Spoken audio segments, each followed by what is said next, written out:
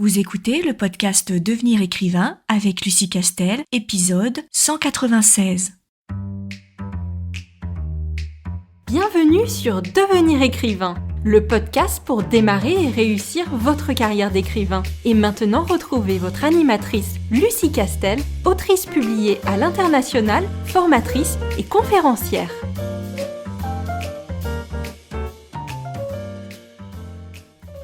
Bonjour, je suis ravie de te retrouver pour un nouvel épisode de podcast et aujourd'hui, je voudrais partager mon expérience d'écriture de ma nouvelle saga, sans titre pour le moment, puisqu'elle ne sortira que l'année prochaine. Je me suis dit que ce que je vis parlerait aux auteurs de saga et que peut-être ça participerait à se sentir moins seul. Mais avant de rentrer dans le vif du sujet, je te rappelle que tu peux retrouver une super fiche de personnages très pratique et de manière totalement gratuite sur licar.fr. Licar, Licares.fr. Alors pour te raconter la petite histoire, il y a un an, l'été dernier, je me trouvais à la terrasse d'un café avec mon agente littéraire. Nous discutions de tout et de rien et au bout d'un moment, elle me demande si je travaille sur un nouveau projet. Et je lui pitch un one-shot sur lequel j'avais envie de travailler. Il s'agissait d'un roman de blanche de littérature générale qui traite de problèmes de succession et de secrets inavouables de famille. Donc mon agente me dit qu'elle adore le pitch et là, je ne sais pas ce qui lui passe par la tête, mais elle me dit « Mais est-ce que tu n'écrirais pas une saga familiale sur la base de ce one-shot ? Je suis sûre que ça a un grand potentiel. » Alors pour te situer, la seule chose que j'avais écrit qui ressemblait vaguement à une saga, c'était une trilogie de tomes compagnons sur du feel-good et une autre dans du polar. Et moi j'avais toujours dit « Jamais je ne me lancerai dans une série, trop de contraintes et je me lasse très vite. » Mais comme j'ai un problème d'orgueil et que j'écoute toujours mon agente que je ne veux pas décevoir, ne me demande pas pourquoi, je m'entends lui répondre « Oui, ok, pourquoi pas ?» Et là, elle me dit « Bon ben écoute, réfléchis-y et propose-moi un découpage de ta série en plusieurs tomes. » Je me souviens, je passais quelques jours de vacances à Paris et je me suis mise à écumer les beaux cafés, j'adore écrire dans le brouhaha des cafés et des salons de thé, pour pouvoir lui pondre un pitch de saga. Et là, il en valait de mon orgueil, elle m'avait mise au défi de faire un pitch de saga et je ne pouvais échouer. Ne me demande pas pourquoi non plus. Donc je travaille d'arrache-pied et je fais le synopsis de 5 tomes, plus le synopsis de la saga dans son entièreté. Je fais aussi plusieurs textes sur le background de la série et les thèmes que j'entends aborder dans la saga. Bref, un dossier complet que je soumets à mon agente 15 jours plus tard. Et je dois t'avouer que je pensais réellement que ça ne passerait pas et qu'elle ne serait pas intéressée. Alors bien sûr, avec le recul, ça fait un peu fausse modestie, mais la saga n'étant pas du tout ma spécialité, je pensais qu'elle ne serait pas intéressante. Et en fait, ça me soulageait. Parce qu'au plus profond de moi, je ne voulais pas écrire cette saga. Ce qui me plaisait, c'était de construire toute son architecture. J'avais trouvé ça passionnant et je m'étais vraiment éclatée pendant 15 jours. Je ne sais pas si ça t'a déjà fait cette impression d'adorer travailler sur un roman, mais de ne pas être pressé de développer le roman. Bref, c'est un peu difficile à décrire, mais c'est ce que je pensais à l'époque. Et pas de bol, du moins le pensais-je à l'époque, mon agente est à fond sur la saga. Elle me dit de ne pas m'inquiéter, qu'elle va le soumettre à mon éditeur et qu'elle a bon espoir.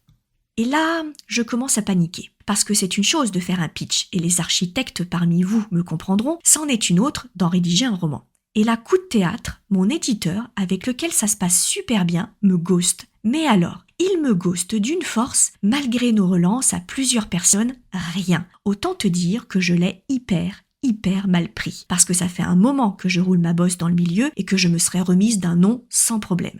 Ça m'aurait même arrangé. Alors je me dis, bon ben exit le projet de série, je vais reprendre mon one-shot. C'était sans compter mon agente qui était possédée à l'époque, je ne vois que ça, et qui me dit que c'est pas grave, on va changer d'éditeur.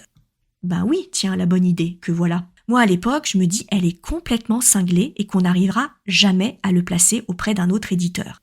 Elle me dit d'écrire une partie du roman et elle fait son travail, elle l'envoie à un éditeur de son carnet d'adresses dont elle pense qu'il serait intéressé.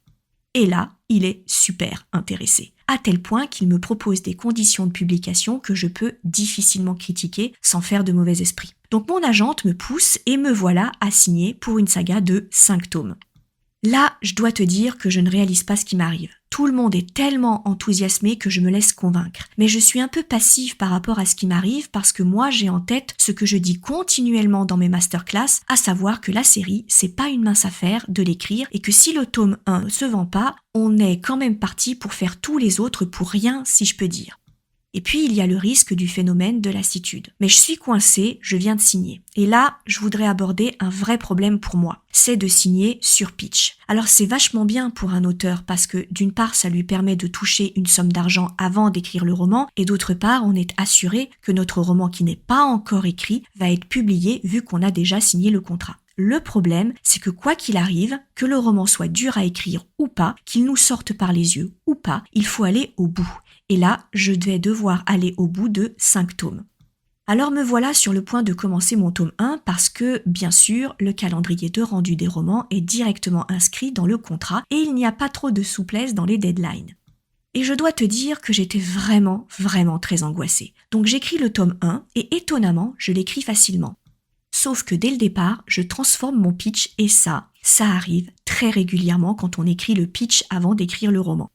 Évidemment ici, le pitch n'a aucune base si ce n'est une idée de départ. Mais quand on commence à écrire, on sait très bien qu'on va changer d'idée en cours de route et normalement, ce n'est pas grave.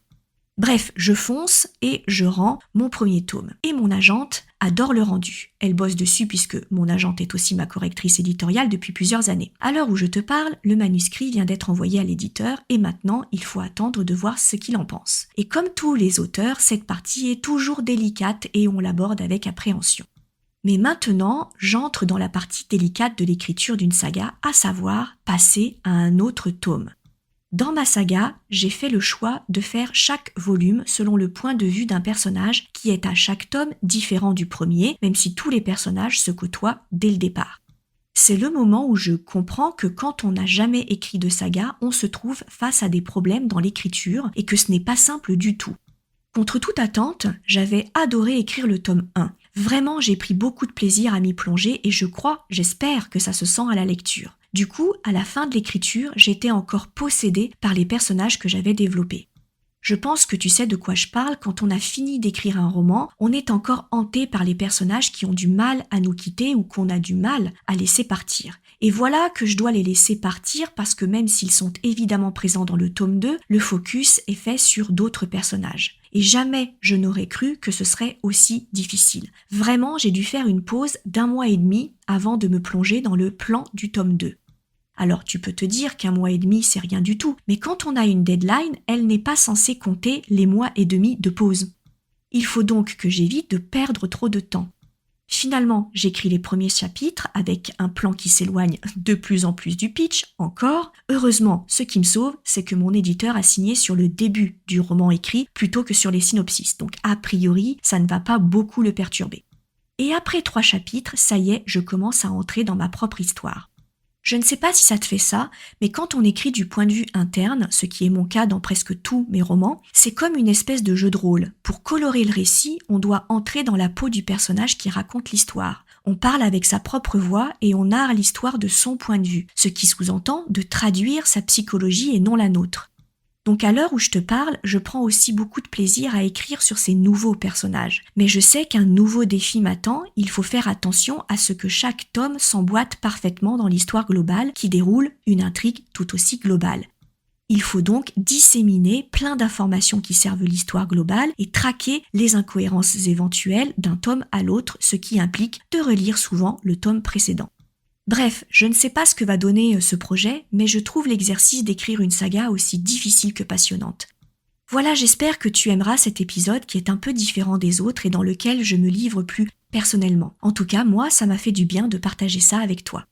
Avant de se quitter, je t'invite à rejoindre la liste d'attente de la prochaine session de formation Devenir écrivain pour être mise au courant en premier de toutes les nouveautés et actualités de cette super formation complète sur le métier d'écrivain. Pour t'inscrire sans aucun engagement, rendez-vous sur licares.fr/programme. Licares, licares.fr/programme. Quant à moi, je te dis à très vite pour un nouvel épisode de podcast.